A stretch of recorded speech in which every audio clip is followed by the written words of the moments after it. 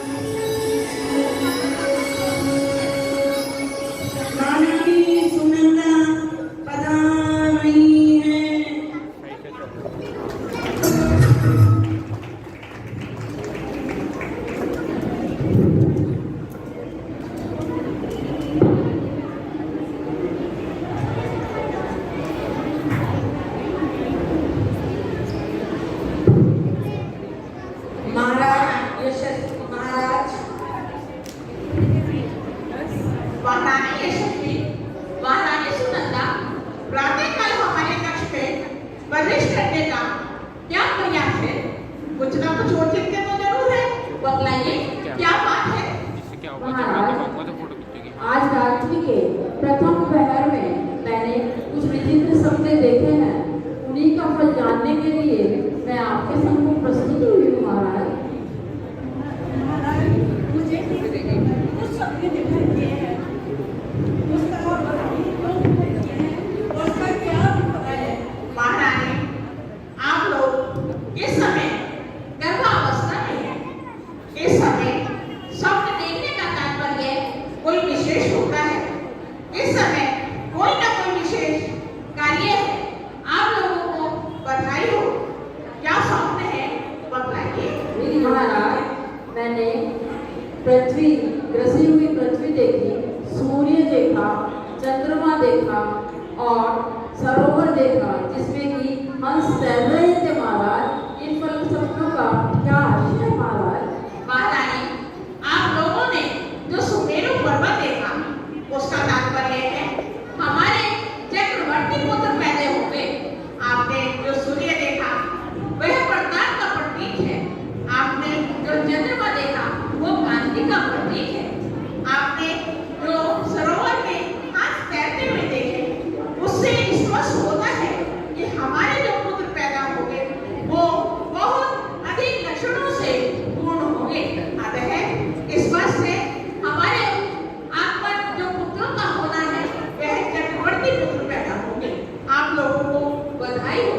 महाराज, आपने इतनी अच्छी खुशखबरी देकर हमें अंतर आकर्षित कर दिया महाराज। अब हम अपने कक्ष में आराम करने के लिए जाते हैं महाराज। अवश्य आप लोग आराम कीजिए। मुझे भी राज्य के काम से कुछ बाहर जाना है।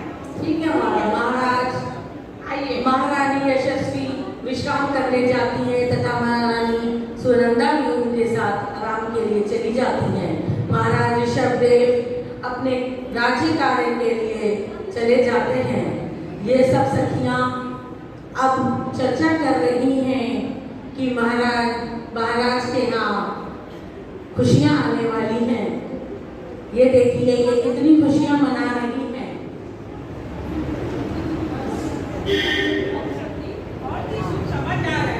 महारानी यशोदा ने गर्भ धारण किया हुआ है। उनके महारानी यशोदा ने गर्भ धारण किया है। कुछ ही समय बाद इस ग्रह में किलकारियां गूंजेंगी। अरे ये तो बहुत शुभ समाचार है। यही नहीं, महारानी सुनंदा भी गर्भ से है। अब तो इस राजमहल में किलकारियां गूंजेंगी। तुम सच कह रही हो? ये तो बहुत ही शुभ समाचार है। हाँ सखी, मैं बिल्कुल सच कह रही हूँ। मेरा मन करता है कि इस राजमहल को सजा दूं। चारों तरफ खुशियां ही खुशियां हैं। सखी, वो दूसरी सखियां भी आ रही हैं। वो महारानियां भी आ गई हैं।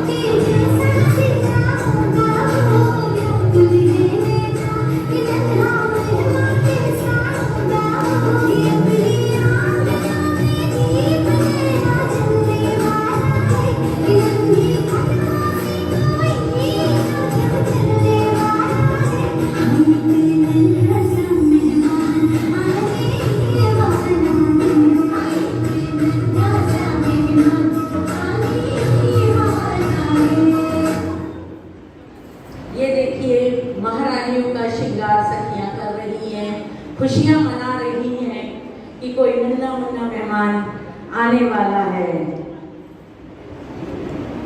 इसी इंतजार में हमारे महाराज व्याकुल हैं कि उन्हें ये खुशखबरियां कब मिलेंगी।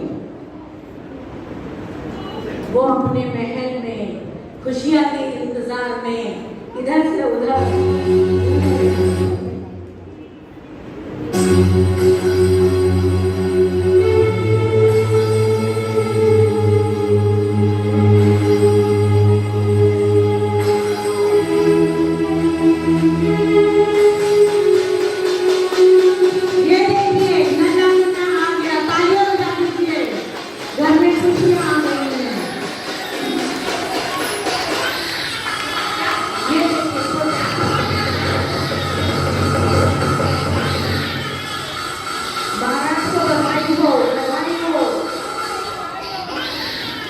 क्या समाचार लाए हो?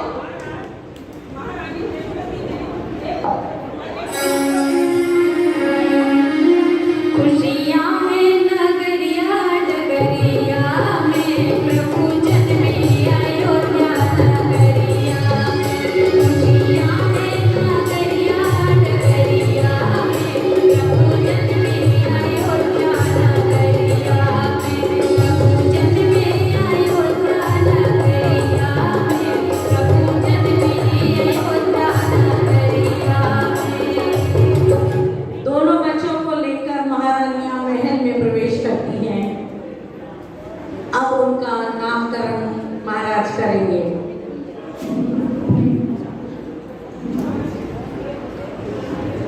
महारानी यशस्वी, महारानी सुनंदा, आपको बहुत बहुत बधाई हो।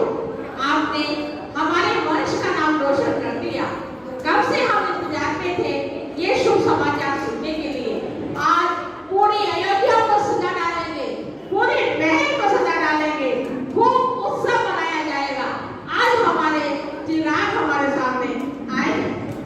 महारानी यशस्वी, हम अपने पुत्र का नाम भरत रखेंगे। ये हमारे देश पुत्र होंगे।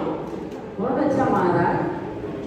हम पुत्री का नाम ब्राह्मणी रखेंगे। ये हमारी देश पुत्री होगी। ठीक है महाराज। सुनंदा, हम अपने पुत्र का नाम बाहुबली रखेंगे। ये हमारे दूसरे पुत्र होंगे। जो आज्ञा महाराज। महारानी, ये हम इसका नाम सुंदरी रखेंगे, जो हमारी दूसरी पुत्री होगी। बहुत अच्छा, बहुत अच्छा। महाराज ऋषभदेव, महारानी यशस्वी, महारानी सुनंदा के दिन सुमन बदल रहे थे। वे अपने दोनों बच्चों के साथ जीवन व्यापन कर रहे थे तथा वो उन्हें लाड प्यार से पाल रहे थे तथा उन्हें विद्या सिखाने की भी तैयारी कर रहे थे, क्योंकि बच्चे अब थोड़े बड़े हो गए हैं। चारों बच्चे थोड़े बड़े होकर अपने पिता से विद्या सीख रहे हैं।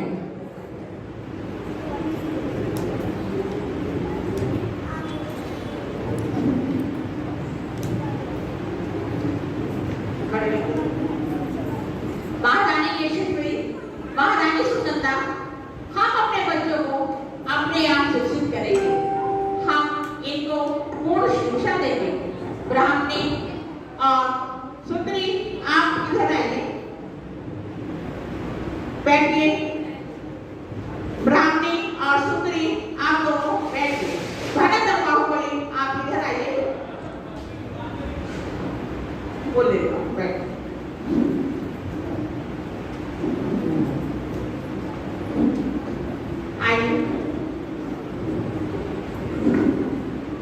देखिए कितने मन से माता पिता अपने बच्चों को पढ़ा रहे हैं।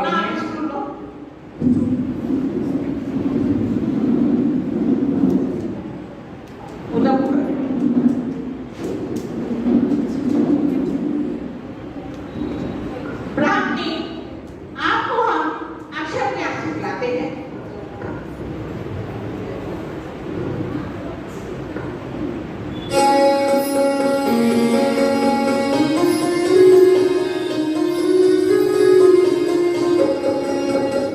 आज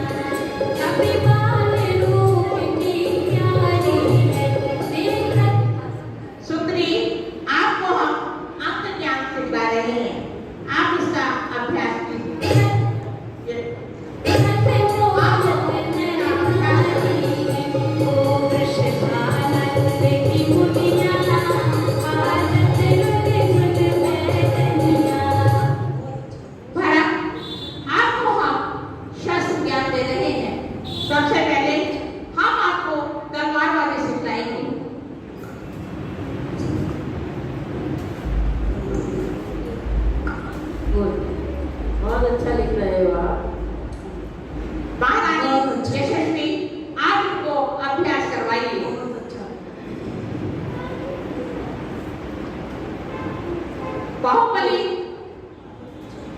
आइए आपको हम धनुष विद्या सिखलाते हैं। बहुत सुंदर। आपको अच्छा लग रहा है? अच्छा लग रहा है सीखना? हाँ, प्रैक्टिस पूरी करनी होगी आपको। अभी अगर यूथ में जाना रहेगा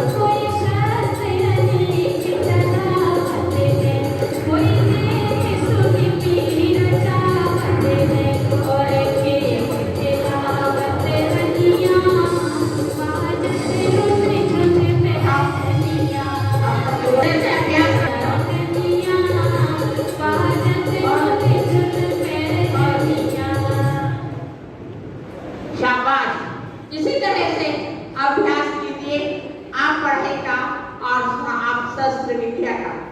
महारानी और रानी, आप दोनों इसी तरह से लगन से इन लोगों को अभ्यास कराते रहिए ताकि हमारे बच्चे निपुण हैं और संसार में अपना नाम रोशन करें। जो आगे महाराज, अपने बच्चे अच्छे से शिक्षा सीख रहे हैं। हमको अच्छे शिक्षित हो गए हैं। महारानियां दोनों बच्चों, चारों बच्चों को लेकर महल में चली जाती हैं अंदर और उन्हें विद्या सिखाना शुरू कर देती हैं। समय खुशी से व्यतीत हो रहा है, बच्चे धीरे धीरे बड़े हो रहे हैं, युवावस्था की तरफ प्रवेश कर रहे हैं।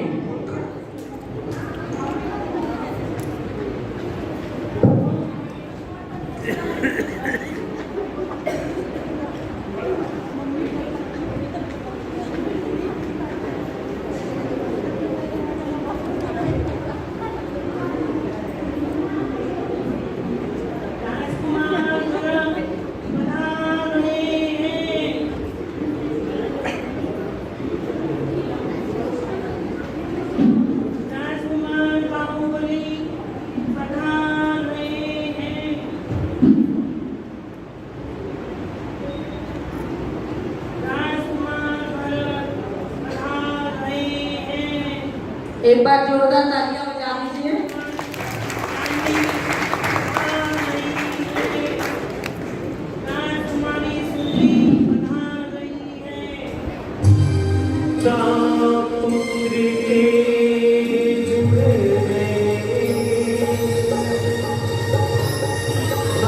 बाहुबली अपने पिता के पास आते हैं।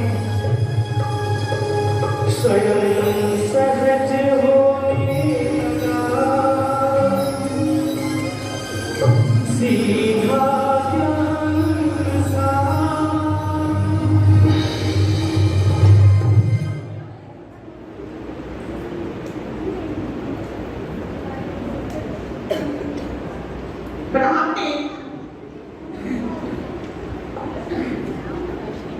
आयुष्मान भव।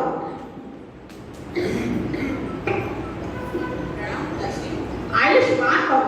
ब्राह्मणी, अब तुमने बहुत अच्छा अक्षर ज्ञान कर लिया है।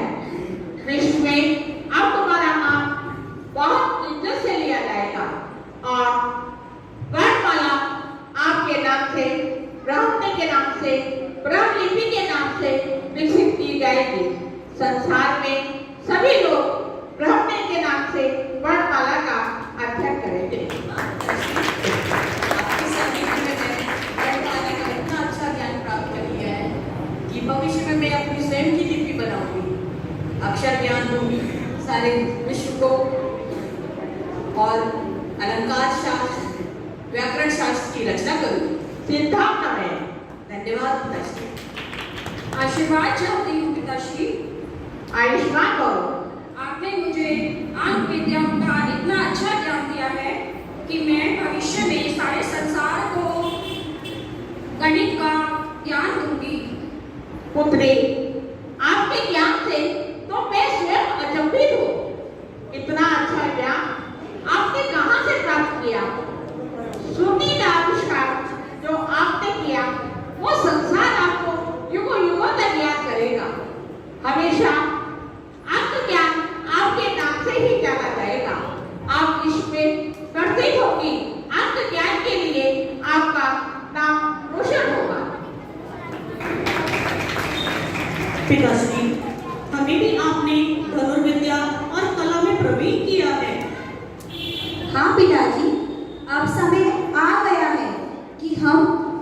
द्वारा देवी ज्ञान को प्रजा में बांटे तथा उन्हें भी शिक्षित करें।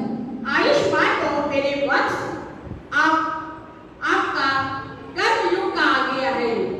भोग विद्या खत्म हो गई है।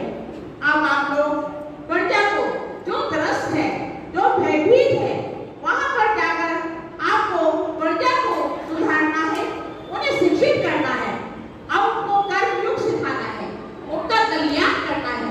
अब ये आप लोगों को करना है। जाओ मेरे पास, जाओ पूरी प्रजा का आप कल्याण करो।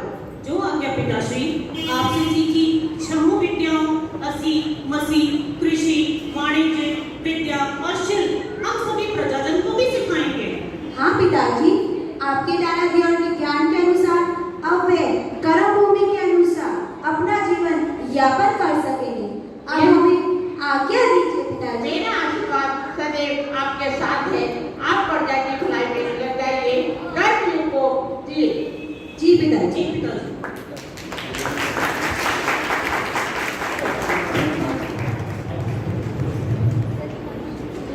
महारानियां अपने कक्ष में महाराज के जन्मदिन की तैयारियां कर रही हैं। वो चर्चा कर रही हैं कि महाराज का जन्मदिन किस प्रकार मनाया जाए।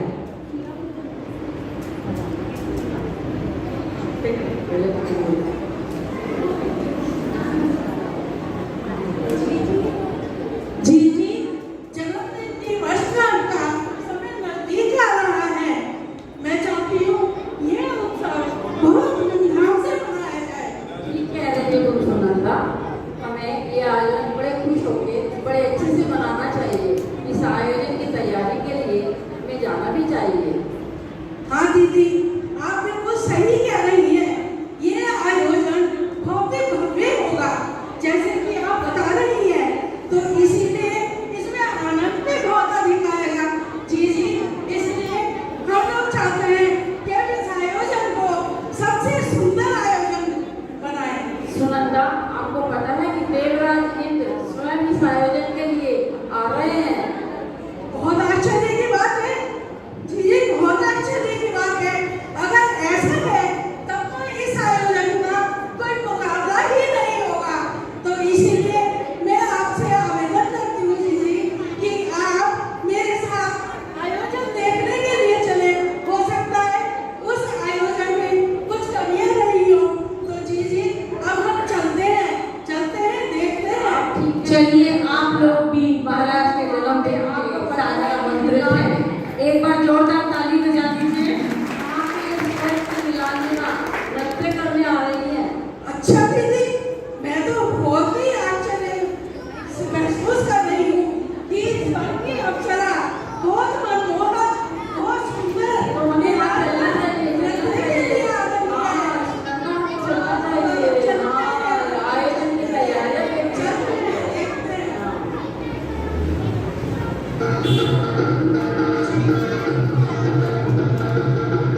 राजसभा लग रही है। महाराज पधार चुके हैं। सब महाराज के जन्मदिन पे खुशियां मना रहे हैं। बच्चे, उनकी महारानियां, दासियां, मंत्रीगण सब महाराज के एक जन्मदिन के शुभ अवसर पर स्वर्ग से अप्सरा निरंजना देव इंद्र के आदेश पर नृत्य प्रस्तुत करने आने वाली हैं।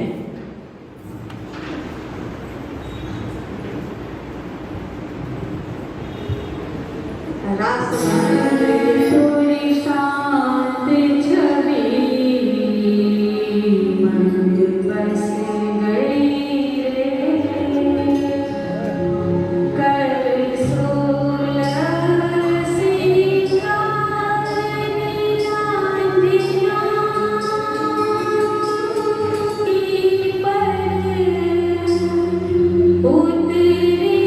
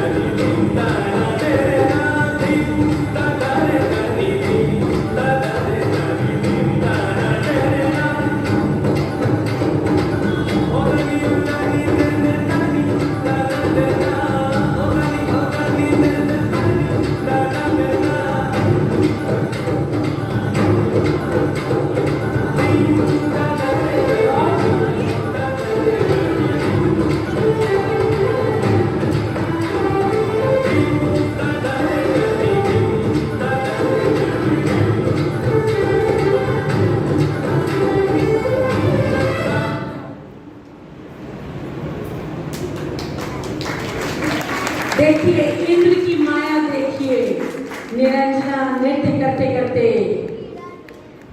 मृत्यु हो जाती है और उसी क्षण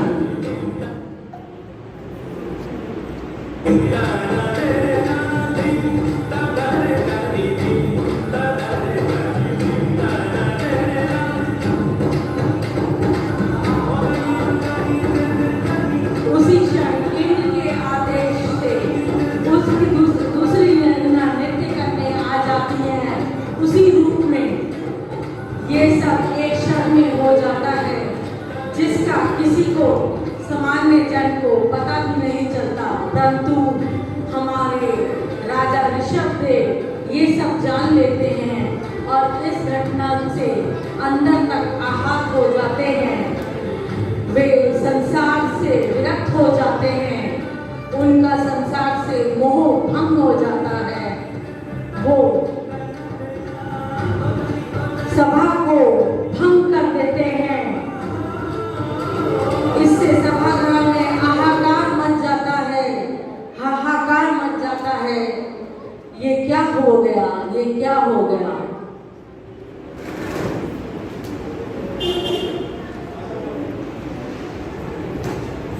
वो सभा को भंग करके अपने कक्ष में चले जाते हैं विचार विमर्श करने।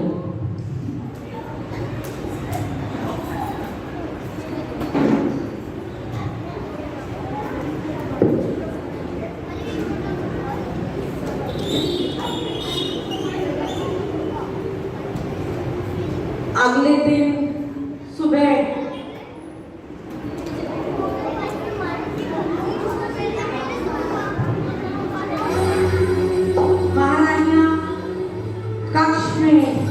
जाती वह दोनों पुत्र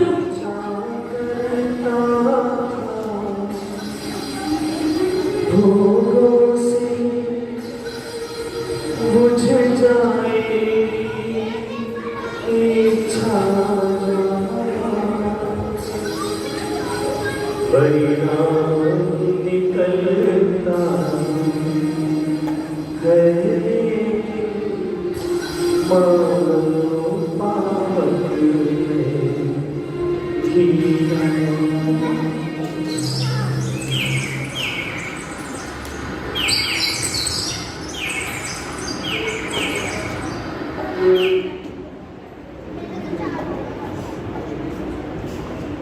अगले दिन दोनों महारानियां महाराज से मिलने उनके कक्ष में जाती हैं।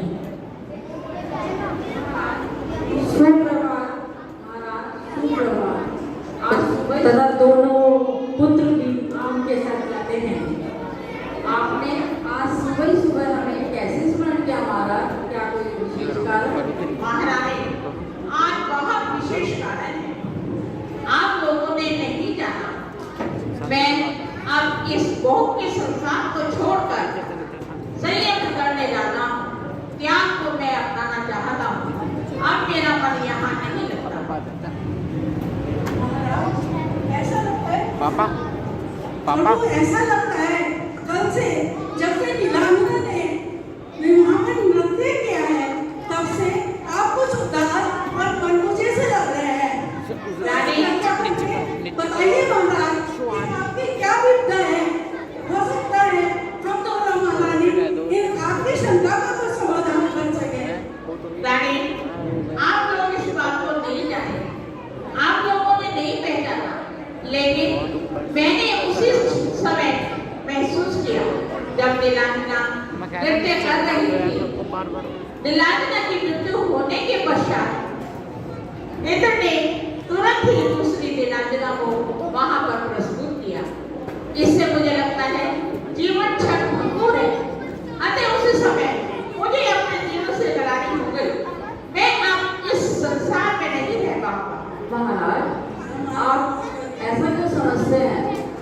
जीवन मृत्यु तो भगवान सत्य करता है, ये तो हमारे होना ही चाहिए। जब जीवन है तो मृत्यु तो अपने आप से होगी।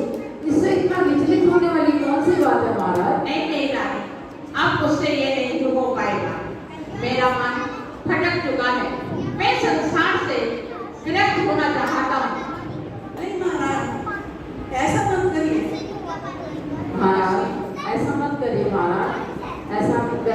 मत लीजिए महाराज। पिताश्री, उन्हीं को कौन टाल सकता है?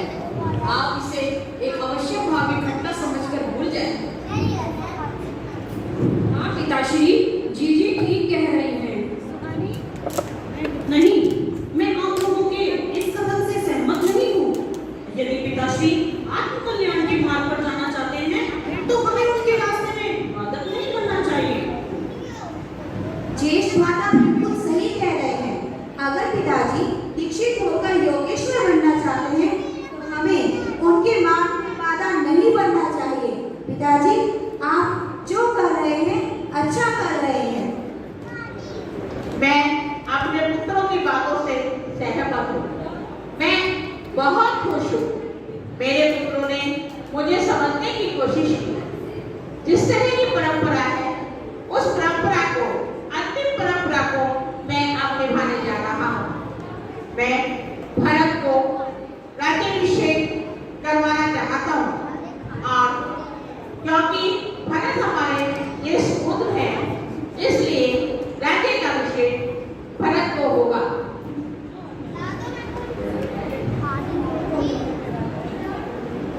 और बाहुबली को मैं गौतमपुर का राज्य सौंपता हूँ, क्योंकि ये भी अपने आप में सक्षम है और ये अपने राज्य का कार्यभार बहुत अच्छे से संभाल सकते हैं। और अन्य पुत्रों को भी मैं इसी तरह से राज्य दूंगा। धन्यवाद पिताजी। जो आगे पिताश्री। अब मैं आप लोगों से आज्ञा चाहता हूँ। बड़ा महाराज त्याग के पथ पर चल देते हैं। ये राके, रानियां, महारानियां, आप ऐसे आगे नहीं ले सकते महाराज, नहीं ले सकते महाराज, ऐसे महाराज। जोरदार तालियां बजा दीजिए।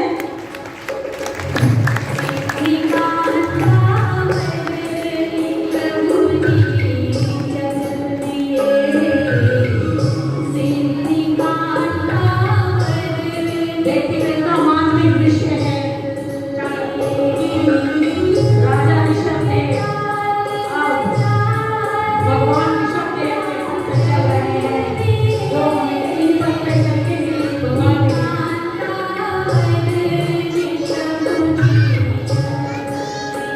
जोरदार तालियां बजाइए।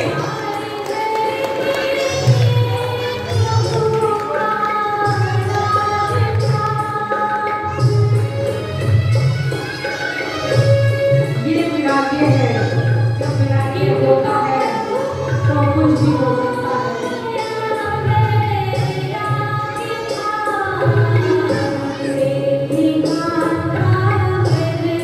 जोरदार तालियां। आदिनाथ भगवान की, आदिनाथ भगवान की।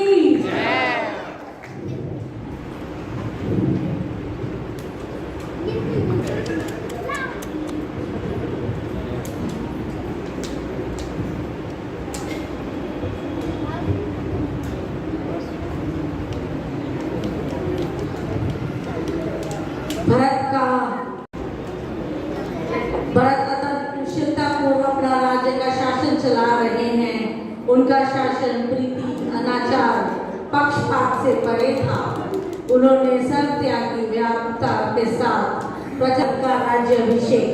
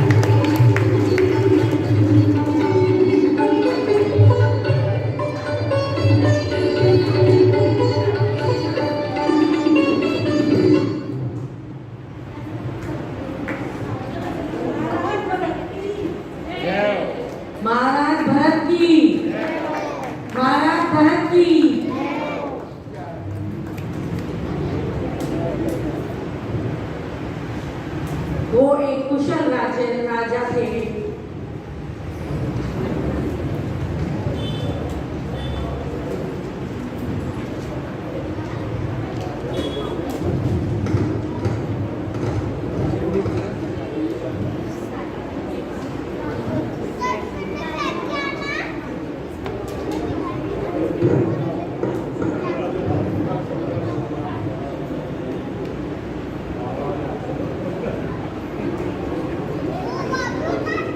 अत्यंत कुशलता से राज्य शासन चला रहे हैं। उनका शासन अनाचार पक्षपात से परे था।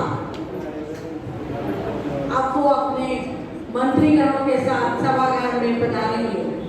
राजकुमार भरत प्रधान रहे हैं।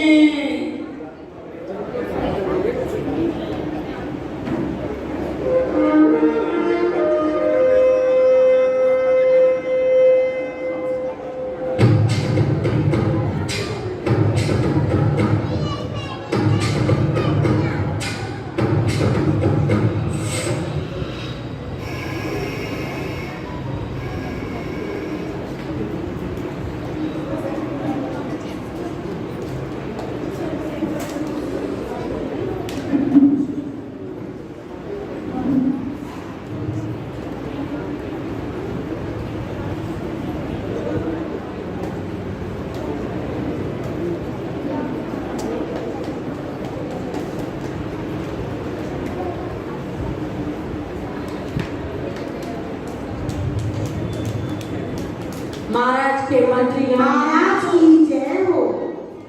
मंत्रीगण, आप भी स्थान ग्रहण कीजिए। बताइए क्या समाचार है?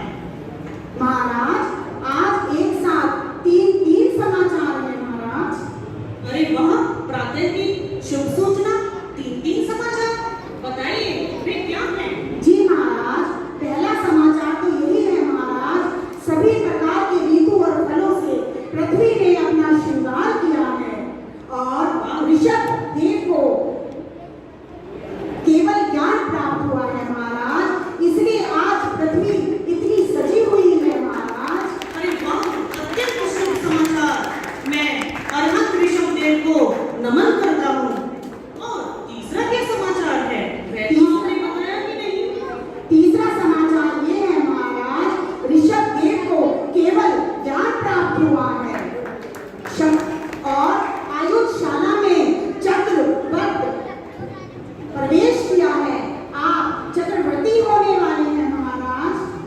आपको पुत्र रत्न की प्राप्ति हुई है महाराज। अत्यंत सुंदर, बहुत सुंदर, बहुत खूब। आपने तो हमें खुश ही कर दिया। अत्यंत शुभ समाचार सुनाकर आपने हमें आज सुबह प्रसन्न कर दिया। आप ये समाचार शीघ्र ही रानी सुनंदा, रानी यशस्वती, ब्राह्मणी, सुंदरी और राजा बाहुबली को ये शीघ्र समाचार सुनाइए सारे, और उनसे कहिएगा कि भगवान के केवल ज्ञान में चलने की शीघ्र ही तैयारी करें। भगवान के समोषण में सभी को चलना है। जो आज्ञा महाराज।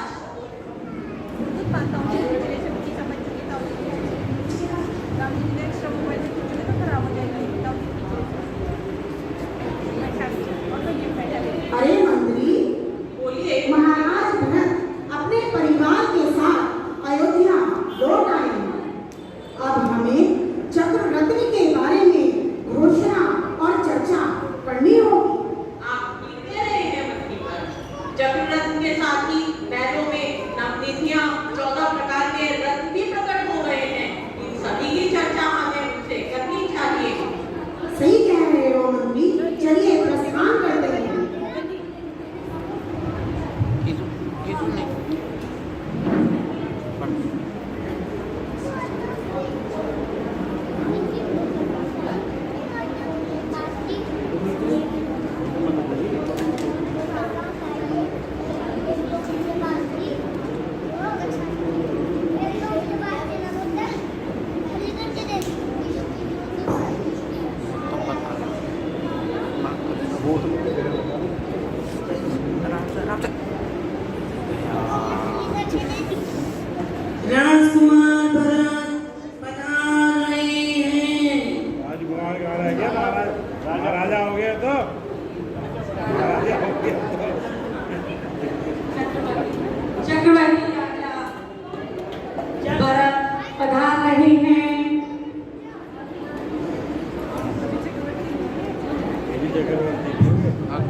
चक्रवर्ती भरत प्रधान रहे हैं।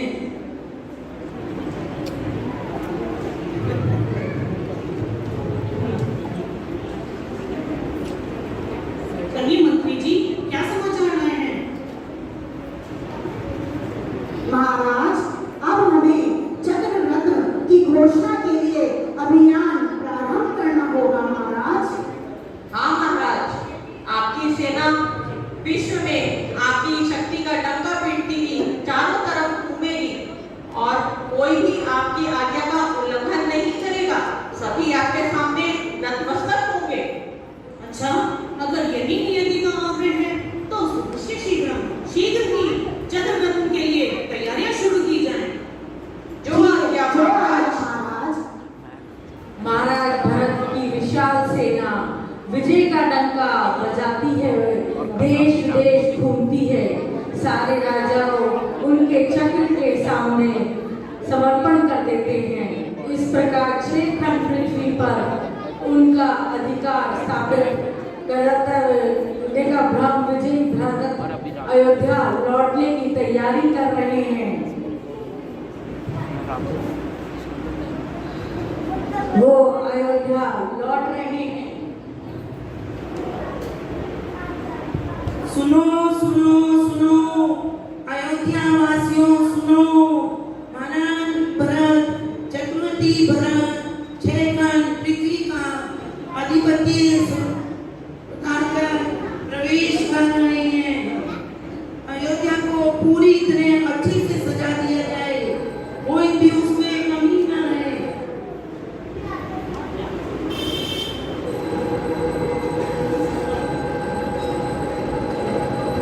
जोरदार तालियां बजाइए। भरत, चक्रवर्ती भरत अयोध्या लौट आए हैं। माताएं भी उनके स्वागत के लिए अपनी पुत्रियों के साथ स्वागत करने के लिए आती हैं।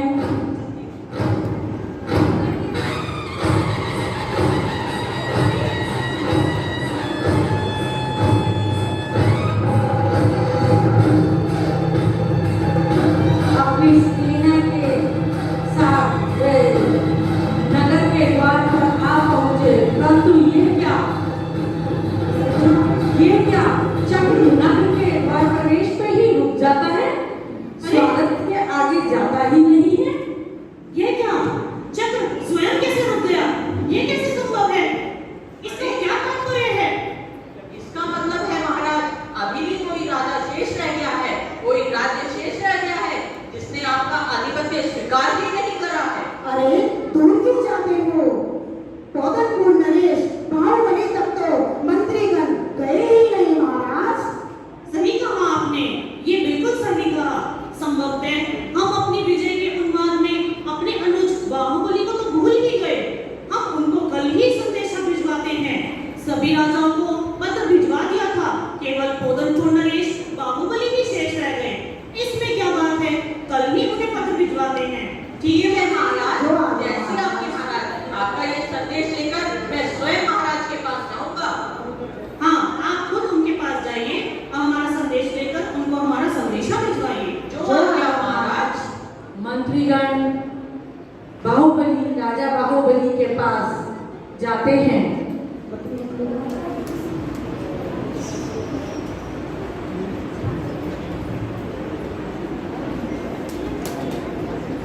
महाराज बाहुबली पधार रहे हैं। महाराज बाहुबली के लिए जोरदार तालियों को बजा दीजिए।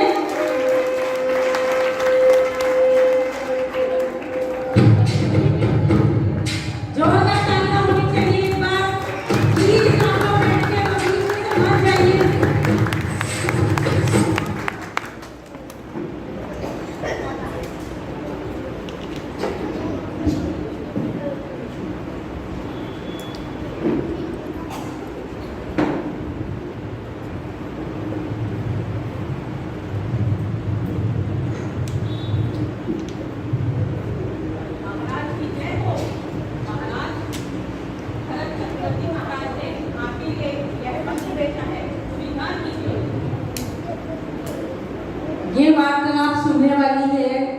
ध्यान से सुनिए।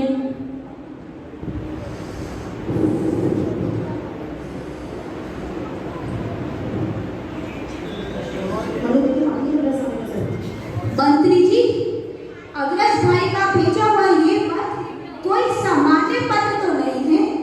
ये तो राजनीतिक चक्रवर्ती राजा का भेजा हुआ एक राजा के लिए आदेश है कि वो अपनी सत्ता का मस्तक उनके सामने झुका दे तथा उस विश्वविजेता राजा की आह्वान करने के लिए अयोध्या पहुंचे। कृष्णा के लिए क्षमा चाहता हूँ महाराज, किंतु ऐसा कुछ भी नहीं है। एक चक्रवर्ती हो जाने से क्या बड़ा भाई बड़ा नहीं रहता? क्या आप उनके छोटे भाई नहीं हैं? ऐसा कुछ नहीं है। मैं तो आपके प्रति एक भ्रातृत्व व्यवहार ही कर रहे हैं जो उन्होंने आपके लिए ये सम्मान सहित पत्र भेजा है। मंत्री जी, बात अग्रज भाई के सम्मान का नहीं है। अग्रज भाई के सामने यह मस्तक झुककर हमेशा गौरवान्वित ही हुआ है, परंतु इस पत्र में वह मुझे तलवार की धार दिखाकर अपना मस्तक झुकाने को कह रहे हैं। यह बात मुझ जैसे स्वाभिमानी राजा को कैसे स्वीकार हो सकती है? बताइए आप मुझे। ऐसा कुछ भी नहीं है। जरा शांत मन से सोचिए।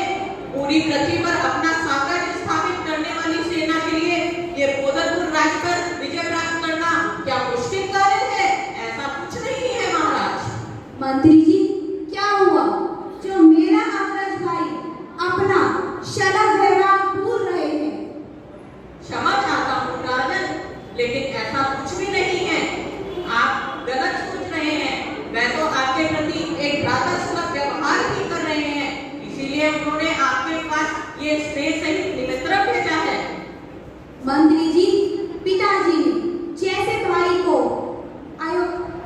अयोध्या की सत्ता सौंपी थी, वैसे ही मुझे पोदरपुर की सत्ता सौंपी थी और मैं पोदरपुर की सीमा का 1 इंच भी उन्हें क्यों दूं?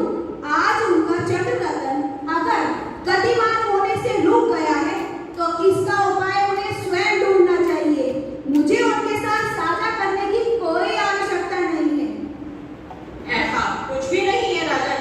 चक्र तो अयोध्या में प्रवेश करेगा ही, चाहे इसके लिए महाराज भरत को आपसे युद्ध ही क्यों न करना पड़े।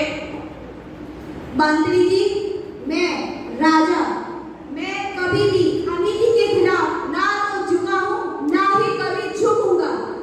लेकिन आप भी याद रखिए फिर महाराज, या तो आप उनका आधिपत्य स्वीकार कर लीजिए, नहीं तो युद्ध क्षेत्र में उनके क्रोध का सामना करिए। अब आपकी इच्छा पर निर्भर करता है। तो ठीक है मंत्री जी, कह दीजिए उस राजा से यह विनती और यह आग्रह एक छोटे भाई का नहीं, एक राजा का है कि अब पोदरपुर का राजा 1 इंच भी जमीन बिना युद्ध के अपने भाई को नहीं देगी। अब हम युद्ध क्षेत्र में ही मिलेंगे। ठीक है महाराज, जैसी आपकी आज्ञा। मैं आपके इस निर्णय से महाराज भरत को अवगत कराता हूँ। अपने क्रोधवश बाहुबली ने बोल तो दिया, पर कैसी उलझन की ये घड़ी है। एक ओर राजा की मर्यादा, कर्तव्य की पुकार, दूसरी ओर भाई से ब्याही का युद्ध पिता की छवि को रुबल कर रहा है। कोई मार्ग नहीं सूझ रहा इस घड़ी में मुझे अपने चित्त को शांत करने का। मंत्री चले जाते हैं और बाहुबली इसी सोच विचार में डूब जाते हैं। चक्रवर्ती भरत प्रधान हैं। अरे, मंत्री जी अभी तक आए नहीं। पता नहीं पोदनपुर से क्या समाचार लाएंगे। बहुत देर हो गई इंतजार करते करते। कहाँ रह गए मंत्री जी? भरत की प्रतीक्षा कर रहे हैं, अभी तक आए ही नहीं। भरत इतने व्याकुल हैं कि वो क्षण भर भी रुकना नहीं चाह रहे कि मंत्री आकर उन्हें बताएं कि वहां क्या हुआ। मंत्री राज्य में प्रवेश करते हैं। महाराज की जय हो। अरे मंत्री जी, आप आ गए। हम आपकी ही प्रतीक्षा कर रहे थे।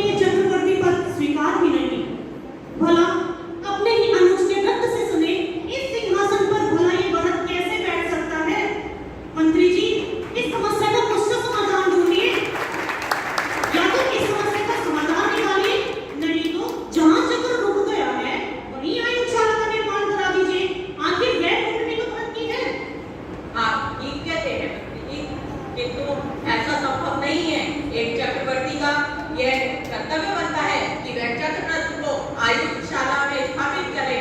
यह आपका परम कर्तव्य है। नहीं नहीं मंत्री जी, कैसी अबूझ उलझन है, हमें तो कुछ समझ में नहीं आ रहा। यदि 6 खंड की पृथ्वी पर निष्कंटक शासन करना ही एक चक्रवर्ती का अनिवार्य कर्तव्य है तो ठीक है, हमें ये युद्ध स्वीकार है। परंतु मंत्री जी, उनसे कह देना कि हमारी भी एक शर्त है। यह युद्ध केवल दोनों भाइयों के बीच होगा। इस युद्ध में दोनों ओर के सैनिक का एक भी रक्त नहीं बनेगा।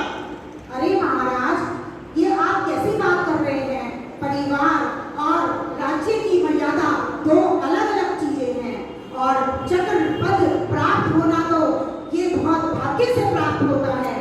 आप किस और हर राजा का कर्तव्य होता है चक्र रत्न का सम्मान करना।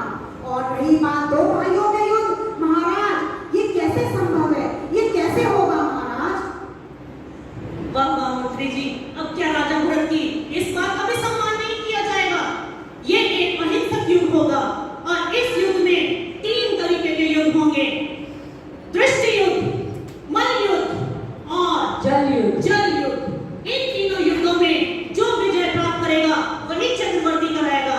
बता दीजिएगा अपने कोदनपुर नरेश को। ठीक है महाराज, हम सेनापति को आज्ञा देते हैं और युद्ध की घोषणा करते हैं। महाराज, आपकी इस नीति ने तो आपकी इस सूझबूझ ने एक आगे नया इतिहास रच दिया है। आप सदियों तक याद किए जाएंगे। मंत्री जी, कोदनपुर नरेश से कहिएगा कल सुबह प्रातः ही युद्ध के लिए उपस्थित रहें, और याद रहे उनके साथ एक भी सैनिक ना हो। जो आ जाओ महाराज। चलिए युद्ध की तैयारी करते हैं।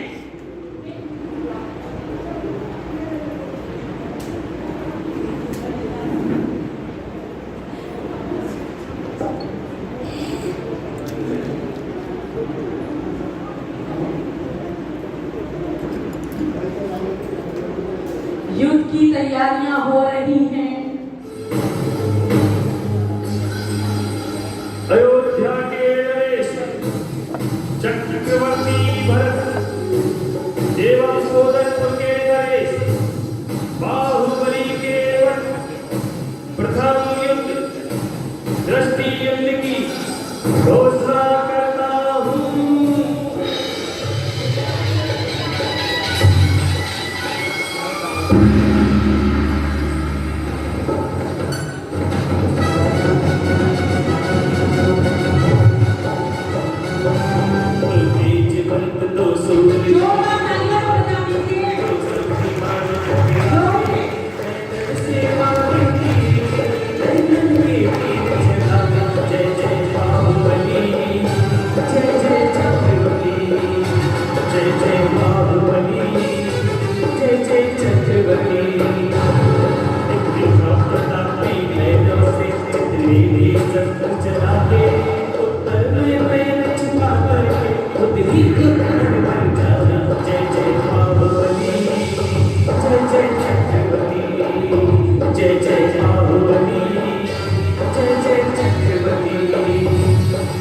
खुले नेत्रों से देखकर बाणों का अभिवादन कर रहे थे। वही परंतु अनुज बाहुबली के विशाल देव जैसे रूप को अत्यंत वात्सल्य से देख रहे थे। एक तक बाहुबली के रूप को निहारते हुए उनके दोनों नयन न जाने कब मुड़ गए, शांति न आए। तभी घंटे की सरकार के साथ उनकी पराजय की घोषणा हो। दृष्टि युद्ध सम्राट भरत सम्राट बाहुबली से पराजित हुए। अब दोनों महारथियों के बीच जल युद्ध होगा। मैं जल युद्ध की घोषणा करता हूँ।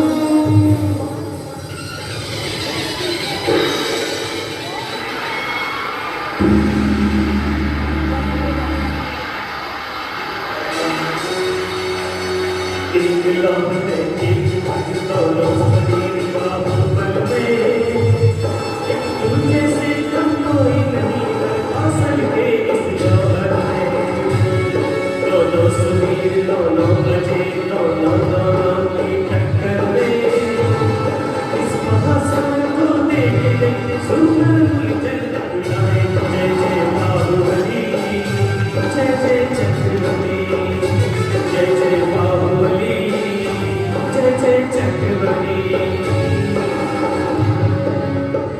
सम्राट गद्र महाराज बाहुबली से छोटे पर द्वारा किया गया चल का प्रहार बाहुबली की गर्दन तक नहीं पहुंच पाता। वही बाहुबली के बलिष्ठ हाथों से फेंका गया जल भरत को आक्रांत कर रहा था।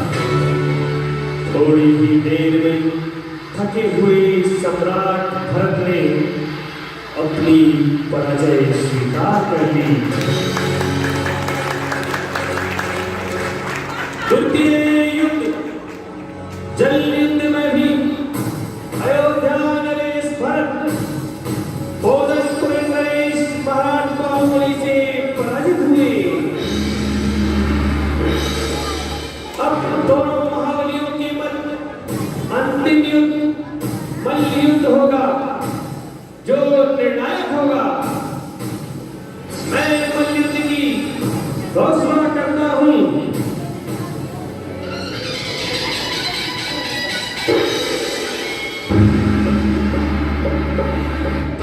महासंग्राम महासंग्राम महासंग्राम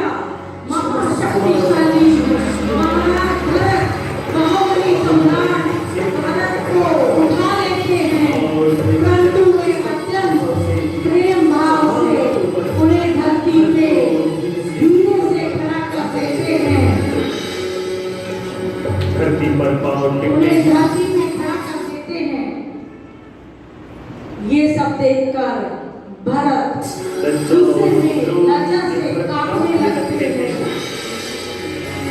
क्रोध से ज्वाला में चढ़ते हुए भरत शत्रु का नाश करने हेतु चक्ररत्न का आवाहन करते हैं।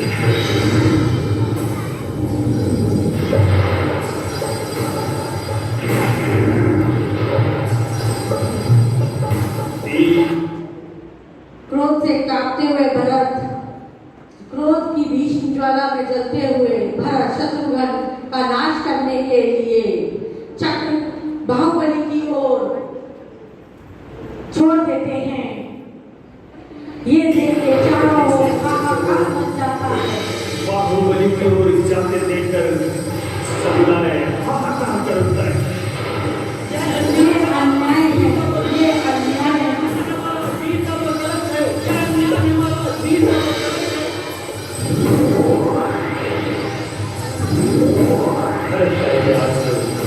नीति के कृष्ण है चट्टान की तरह खड़े खड़े बाहुबली की गर्दन के समीप जाकर चक्र की गति थम जाती है और तीन परिक्रमा करके अपने स्वामी की आज्ञा की अवहेलना कर चक्र सम्राट भरत के पास वापस भ्राता। अरे ये क्या? चक्र स्वयं कैसे रुक सकता है? ये कैसे हो सकता है?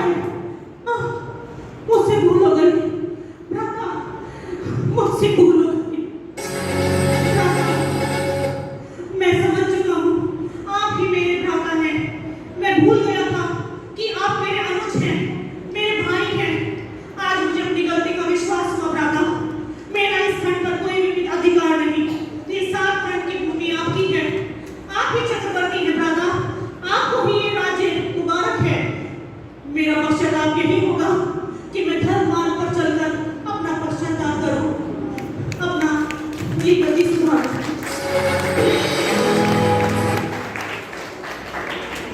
भैया, आपका कसूर आपका नहीं है। भैया, आप दुखी मत होइए। हम क्रोध की अग्नि में जलकर इतने अविवेकी बन जाते हैं कि एक भाई दूसरे भाई का शत्रु बन जाता है। भाई, मुझे ये मोह, ये माया, ये नहीं भाता भाई। मैं आज से, अभी से ये सब त्यागता हूँ तथा मैं वैराग्य की ओर जाता हूँ। मैं अपने पिता की ओर, अपने पिता की दिशा की ओर जाऊंगा। मैं दीक्षा लेने का प्रण लेता हूँ भ्राता। नहीं महाराज, मुझे क्षमा कर दीजिए महाराज। नहीं, मैंने कोई सारे रिश्ते नाते तोड़, सारे संसारी वस्तु छोड़, मोह माया राग यहीं पर टच कर बाहुबली एकदम निष्ठुर होकर वन की ओर चलने के लिए तैयार हो जाते हैं। महाराज, भरत इतना कठोर दंड से हमें नहीं पाएगा। नहीं महाराज, ऐसा मत कीजिए। सब दुखी हैं। भैया, किंतु आप दुखी ना होइए। तुम्हें सौगंध है मेरी भैया, मेरे मार्ग में बाधा मत बनिए भैया। मुझे वैराग्य लेने दीजिए, मुझे दीक्षा लेने दीजिए, मुझे मोह त्यागने दीजिए भैया। मुझे मत रोकिए भैया, मुझे मत रोकिए। तुम्हें सबको सौगंध है, मुझे जाने दीजिए, मुझे जाने दीजिए। नहीं भैया, सब दुखी हैं, परंतु बाहुबली एकदम सामान्य भाव से चलते जा रहे हैं, चले जा रहे हैं, जाते ही जा रहे हैं, भाई, जाते जा रहे हैं। पिता श्री के रास्ते का अनुसरण करके अब हम उस रणभूमि की तरफ जाना चाहते हैं जहां अंतर के शत्रु पराजित होते हैं। तुम्हें सौगंध है भैया, मेरे रास्ते की बाधा मत बनना। अब वन गमन ही मेरा मार्ग है।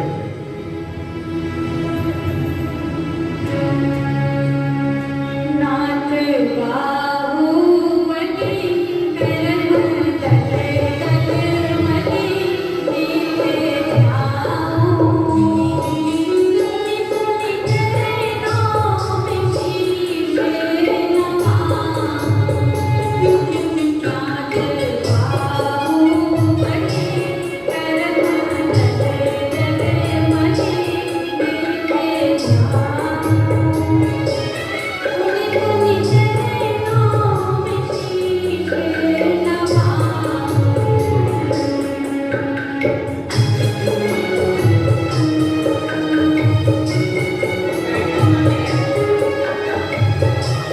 श्री ऋषभ जिनके तुम प्यारे, माँ सुनंदा की आँखों के तारे।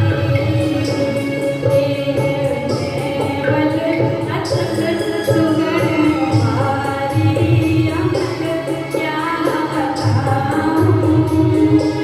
तुनि तुनि चरणों में शीश नवाऊं। नाथ बाहुबली करम तले तले मनी नीले जाऊं। शीश नवाऊं।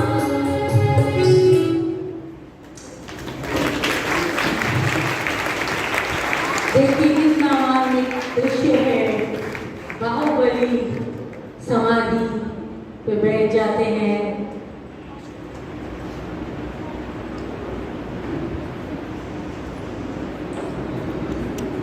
जोरदार तालियां बजाएगा इनका